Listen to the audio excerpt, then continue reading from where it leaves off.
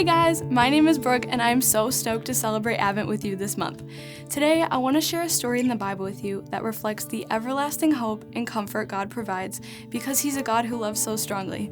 This particular story is found in Genesis 21:14-19, the story of Hagar.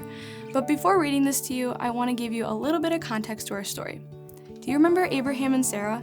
Pushing the century mark, this couple believed God for an impossible promise, a son.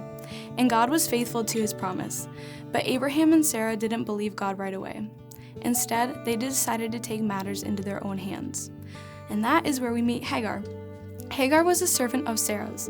When God first promised Abraham that he would have a miracle baby, Sarah, who wasn't able to have children, suggested a compromise. Abraham could have a child with Hagar instead. Abraham agreed, and the plan seemed to work, as Hagar soon became pregnant with a baby boy. Soon, however, all three of them realized their fault in making a plan work and receiving a fulfilled promise from God.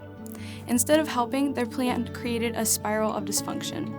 Sarah became jealous of Hagar as she was able to give Abraham a son, something Sarah had always longed for.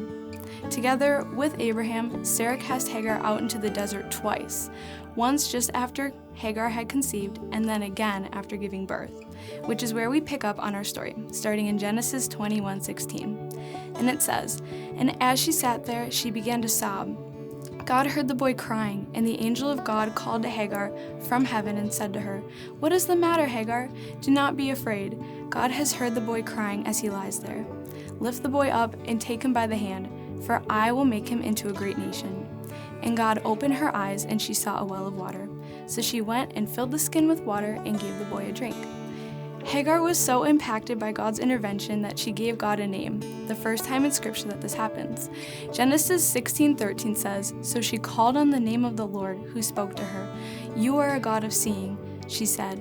'Truly, here I have seen him who looks after me.'" In the same way, our God is a God who looks after us. Advent represents a longing and a promise.